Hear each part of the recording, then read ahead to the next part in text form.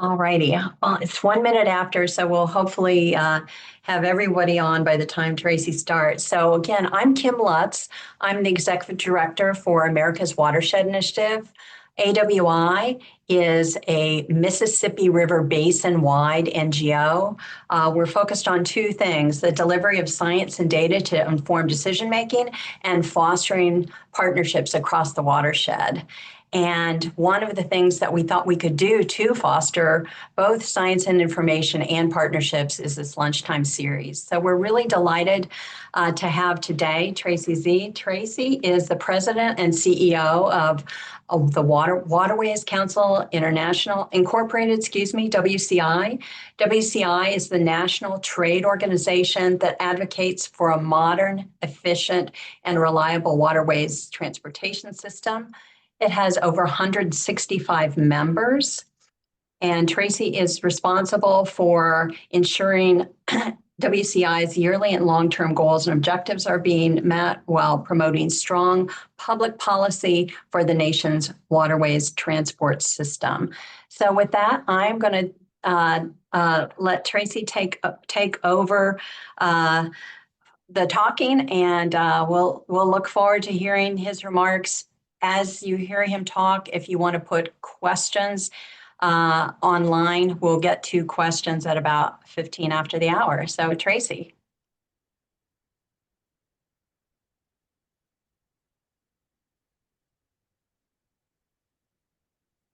Alrighty, can everyone see? Kim, can you see my screen? Yeah, looks great. Perfect. Well, thank you, Kim, for inviting Waterways Council to participate, and thank you for our partnership between AWI and WCI. It's been a great partnership, and we appreciate everything you do for the river and the ecosystem, and it's just been fantastic.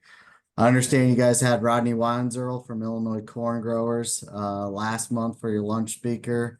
Hopefully I'm more entertaining than Rodney. I'm just kidding. Rodney's my boss. He's a fantastic speaker. So what I'm going to do here today is kind of give you background about who WCI is, some facts about the inland waterways, and then since we are a advocacy association, kind of the political aspects that we are watching that may or may not have an impact on the inland waterway transportation system.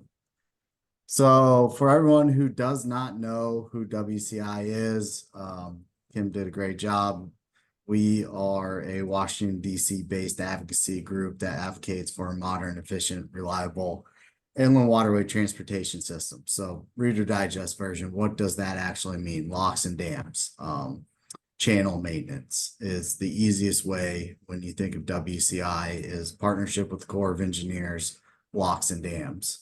We are considered a small association by Washington, D.C. standards. We have a $3.1 million budget, and we have a whole total of 5 employees.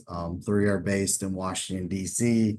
Myself, our Director of Government Relations, Jen Armstrong, our Vice President now, she got promoted, and our newest employee, Miranda Lang.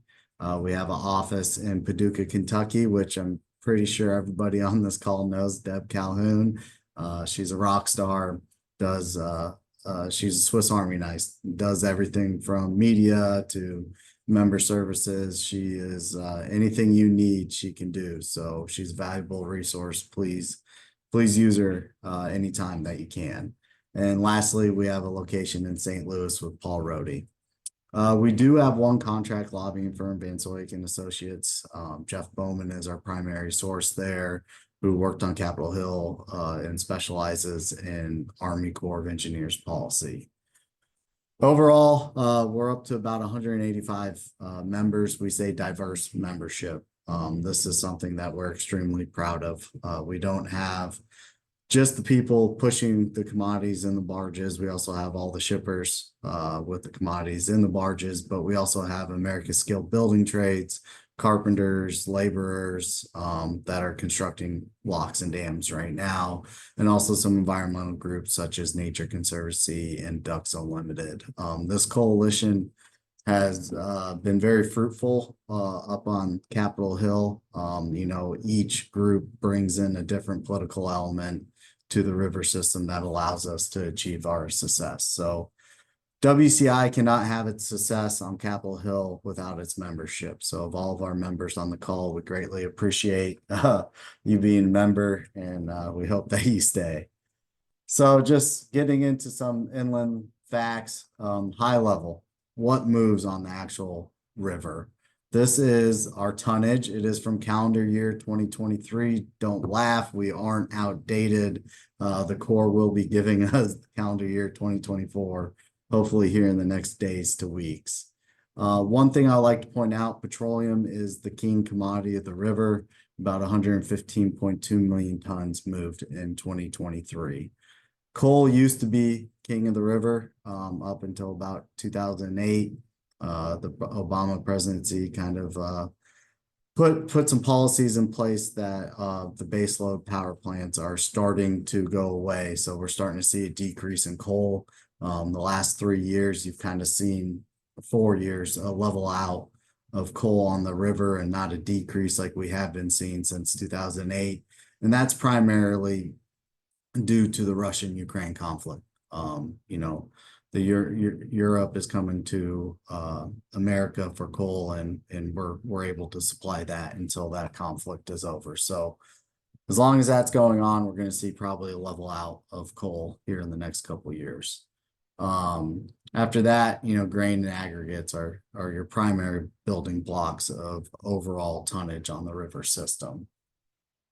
The best example that I like to show of why petroleum and the inland waterway, petroleum has grown as the top tonnage, but also, the inland waterways can provide a resource and adapt.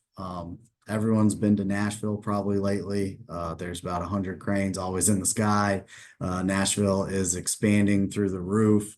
Back in 2014, Nashville received less than 2% of all their gasoline or ethanol via barge. Here in calendar year 24, they're at just about 60%.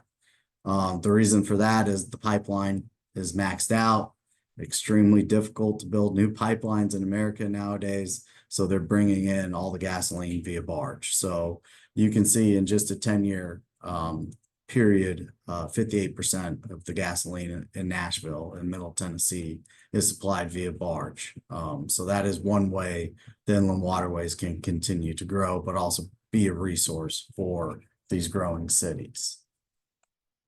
This is our portfolio of locks right now in age of 2024.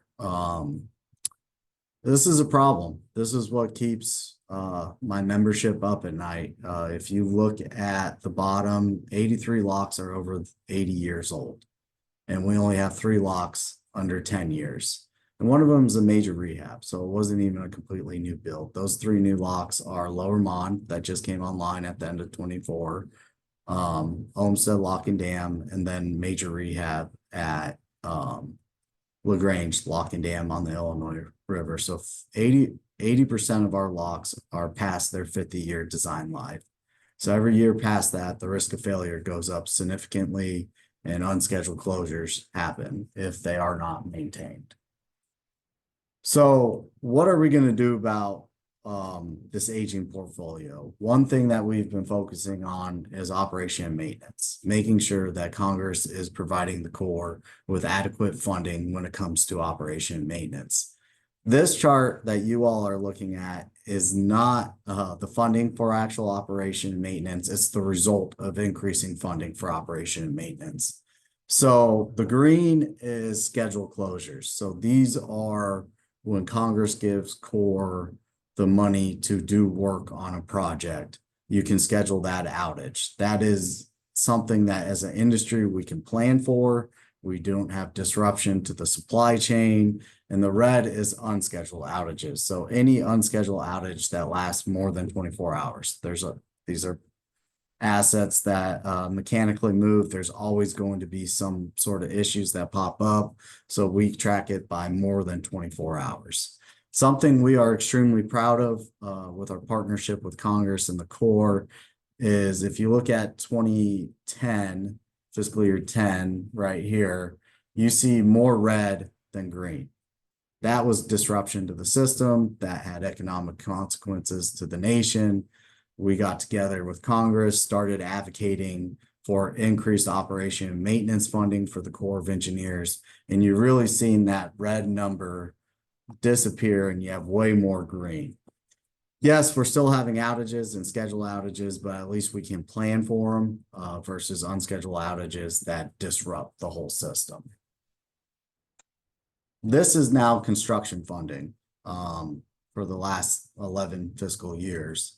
Over the last 11 fiscal years, WCI, with the help of its membership and Congress, has been able to plus up the president's budget by more than $5 billion. About 2.2 billion came from actual physical appropriations, and about 3.1 billion came from the infrastructure package. This is allowing us to finally complete our portfolio of lock projects, but also modernize. As you look back to the chart I showed with the age of our lock system and only 3 locks being under 10 years, this $5 billion additional dollars will hopefully bring in the neighborhood of 3 to 5 additional locks online in the next 10 years. So what projects did the infrastructure, the additional money provide to have start? So the one that will be done this year is the top one, Three Rivers. About 300 million was provided for them. Arkansas 12-foot deepening project, they had to go and finish the study. TJ O'Brien received 52 million in this last fiscal year work plan. They got another 120, which will fiscally complete that major rehab. That's a lock just right outside of Chicago. A lot of petroleum goes in there for Chevron and Exxon. Lock and Dam 25, first lock north, or second lock north of St. Louis on the Mississippi River, has received $807 million. That project will begin construction in 2029, and it'll result in 4 winter closures of 120 days. NESP has been NEST has been going on. It's been authorized since 2007. It took 14 years to get construction funding, but that project is finally moving forward. Kentucky Lock and Dam, right outside of Deb's hometown in Paducah, received 465 million. Unfortunately, they're going to need another about 1.2 to 1.5 billion dollars to be completed. Montgomery Lock received 960 million. That project is actually a new start, and it should be online somewhere in the neighborhood of 2032 and 2033.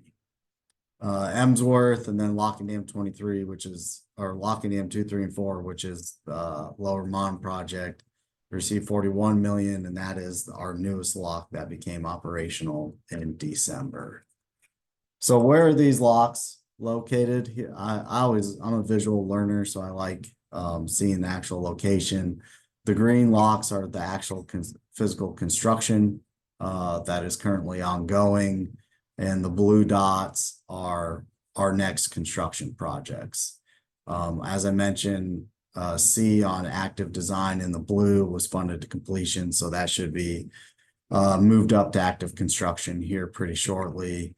And then Brazos A will be the next construction project once these others clear out the queue. But we have a major problem that we're facing, and pretty much every construction project in America is facing right now, is cost overruns are absolutely killing these projects and the efficiency in the construction schedule. This is a chart that keeps me and my team up at night. This is a chart of every single active construction project, or Brazos, the next one that will be active construction. The year they were authorized, their authorized cost at that year, and then the first year that they received construction. You know, if you look at all these, Kentucky Lock, 1996, it was authorized. They received their first construction dollars in 1999, and that project is not slated to be operational till 2035. 36 years to construct a or an inland lock project is unacceptable. And at this rate, we can't continue this on. Otherwise, our system will be inadequate. So we're working with the Corps of Engineers on how do we speed up these construction timelines. If they're not sped up, it's going to be a problem, and it's going to have to be something done with it. But also, if you look at the second last column where it says percentage increases, we can't take these projects going over 100% of their authorized costs. Kentucky Lock right now is at 297%. That project's going to need another at least 500. You're looking at 400 to 500% percentage increase of authorized costs. No one can run a business with those cost overruns. It will bankrupt us, and we will not be able to have an efficient system. So our job at WCI right now is how do we get this to be a more efficient construction process? So Olmsted Lock and Dam was the worst construction project in Corps of Engineers history. They built a lock and they built a dam. It took 26 years to construct both of those. Kentucky Lock today is at 26 years, and it's probably not going to be another 10 years until it's operational.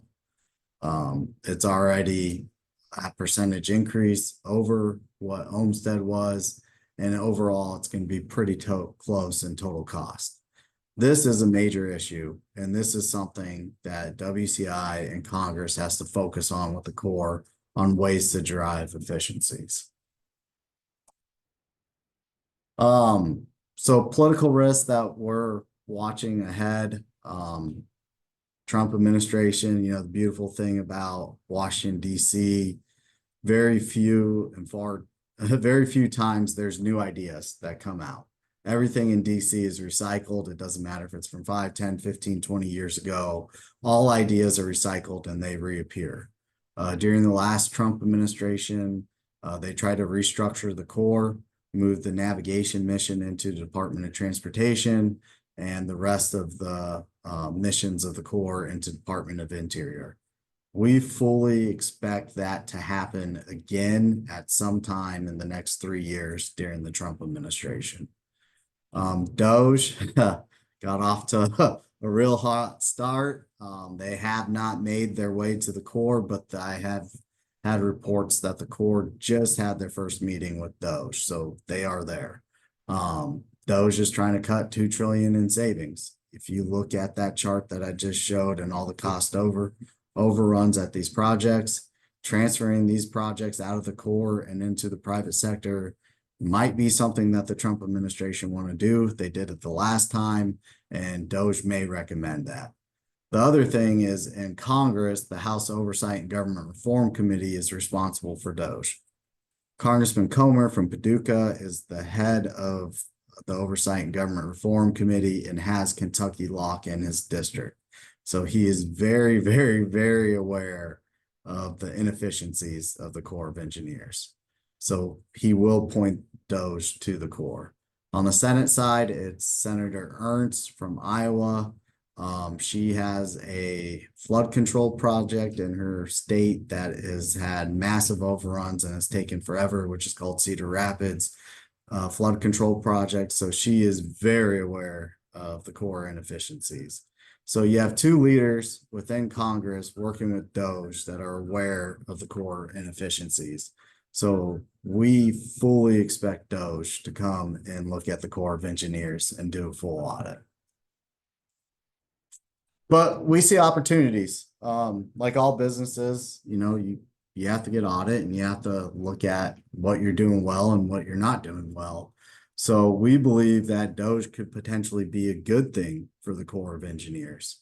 Right now, due to certain things, the Corps is not able to do early contractor involvement without approval from OMB. We think early contractor involvement in these construction projects can significantly help. It's a high reward with a low risk opportunity continuing contract authority. These multi-billion-dollar projects, you're not going to give them large sums and then just stop it. So giving the authority to do continuing contracts is something that can drive down the contingency price and help the efficiency of these projects. Incentive-based contracting, if people are incentivized to finish things faster, 9 times out of 10, they're going to get it done. Is that rewards? Is that future contracts? It's something that we need to look at. Integrated design and construction, that's standard 101 of engineering, and ability to provide out your funding. So capabilities, letting appropriations and Congress know what's coming down the pipe so that they can absolutely, plan and structure their 302B allocations for their overall bills in a way that will drive success for the Corps of Engineers. I have any other ideas. So Kim, if you or anyone with your broad array of expertise ever come up with anything, we're all ears. We want to work in a collaborative effort. We see this as an opportunity to improve the Corps of Engineers. So if you have any ideas, please reach out to Kim, Deb, myself. We'd love to meet with you and hear how you think the Corps can improve and what ideas that you have. So if you have that, please, please, please do not hesitate to reach out to us. Now, the last one is a very, very, very wonky issue, and I guarantee the majority of people are not aware of this. So Executive Order 12,322 is a Reagan era executive order. And this is the executive order that extremely hamstrings the Corps ability to do their job. This is an executive order that says anything and all things from the Corps of Engineers must get Office of Management Budget, OMB approval. So yes, the Corps does have the authority to do continuing contracts. The problem is OMB doesn't allow them to do continuing contracts. Yes, the Corps has the ability to do early contractor involvement, but due to this executive order, OMB blocks early contractor involvement. So even if these resources are at the Corps' fingertips, until this executive order is removed, the Corps cannot access, I hate this analogy, all their tool in their tool belt. So at WCI, we see the top priority to create efficiencies at the Corps of Engineers is amending this executive order in a way so that the Corps can use the tools that can help drive efficiency. It's a very outdated executive order. It's 1981. So if it's 43 years old. It's time to, amend this so that the Corps can access their tools in a way and get the bureaucrats at OMB out of the way so that we can drive efficiencies at the Corps of Engineers. This is something that is extremely hard to amend. Executive branch never wants to cede their authority in their decision making. So, the chances of this happening, it's going to take a collective coalition. That's everybody on this call talking about what a hamstring this executive order is to the Corps. Will it happen this year? Will it happen next year? I don't know, but I do feel good with the Trump presidency and his construction mindset that this may be something that he can see as problematic and waive it of all of any presidents that we've ever had. So with that, Kim, I think I went past my 15 minutes, but I'm open for any and all questions. Great. Well, thanks so much, Tracy. We do have a couple of questions already. So I'll just read them out. How does the value of products or commodities moved on the domestic inland waterways compare with that what's being shipped internationally, kind of percentage wise? I do not know that percentage off, but like if you look at the ag sector, 60% of all grain moves on the inland waterways that is exported. you know, fertilizer comes in, um, internationally. I mean, if you look at the coastal ports, you know, majority of that is, container shipping, which on the inland waterways is very, very limited overall on that aspect. You know, economically, it's something that all barge companies would love to get containers on the inland waterway system, but they just have not been able to figure out how to make the math work. But also, when you look at Best Buy, Walmart, Target, you know, their Samsung TVs are coming in via port in a container.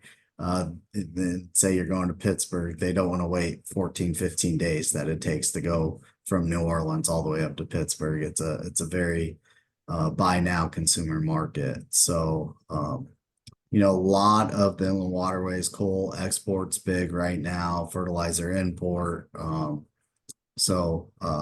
do not know that off the top of my head.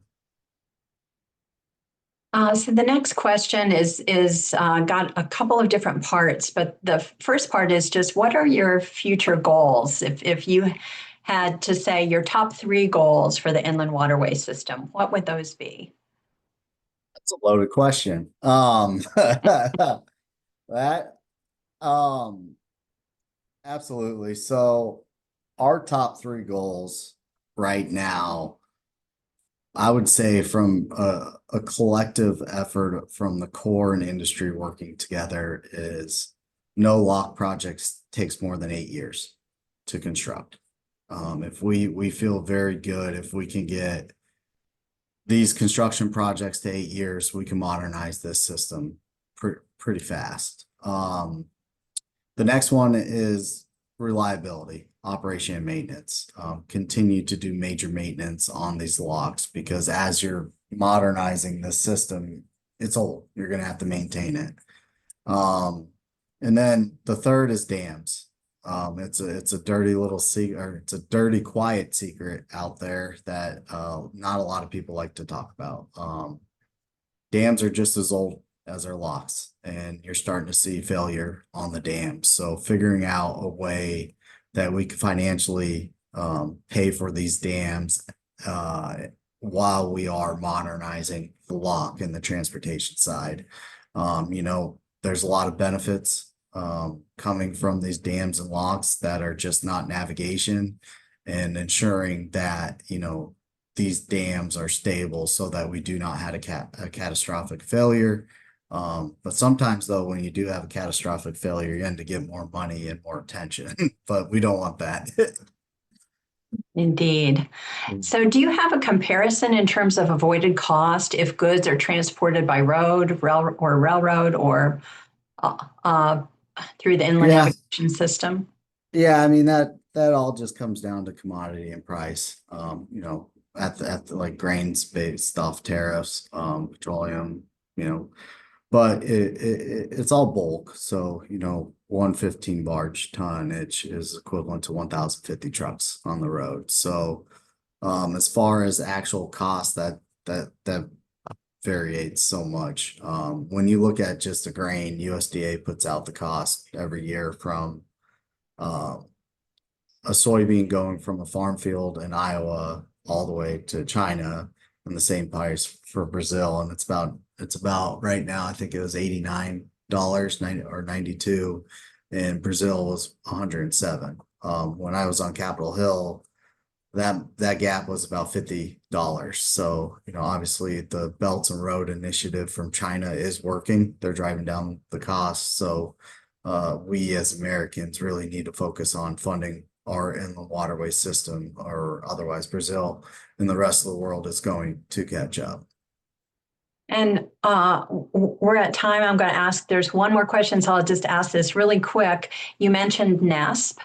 Can you mention just maybe one or two projects? So I know there's the navigation aspect of NESP and the environmental aspect. Can you mention maybe one or two projects that are being funded by that in both arenas? Yeah. So just navigation ecosystem sustainability program, NESP. We get caught in acronyms all the time, so I apologize. $1 that goes to navigation, a matching dollar goes to ecosystem restoration is the easiest way to think about it. So if you look at the infrastructure package, the largest environmental project for Nest that was funded was Lock and Dam 22 Fish Passage. That is one that is going on. And then on the NAV side, we got Lock and Dam 25 modernization. There is several projects that are under construction right now. There's a new forestry aspect up in Iowa right now that's, I believe, is going to be completed here shortly. But if you go to the Navigation Ecosystem Sustainability website, there's a very, very cool graphic that the Corps has put together that shows you all the ecosystem projects that are currently under construction and the Lock and Dam 25. But the other thing with Nest is mooring cells, which are parking spots on the river. There's about 5 that have been constructed via Nest, and they have all the locations of that on there. So I highly encourage everyone to go on there if you're interested. They'll do a way better graphic of actually showing you where it is versus me talking about it. Well, thanks so much for your time and all this great information. If you are on this call and you know someone who might like to listen, it'll be posted on our YouTube channel in the next day or so. And in the chat, we put up how you can sign up for grassroots actions alerts from WCI. But again, thanks so much, Tracy, for your time, and thanks to all of you. We'll be getting out our next speaker information shortly. It'll be Larry Weber from the University of Iowa on July 8th. So with that, thanks again for your time, and we will hopefully see many of you again next month. Thanks, Tracy.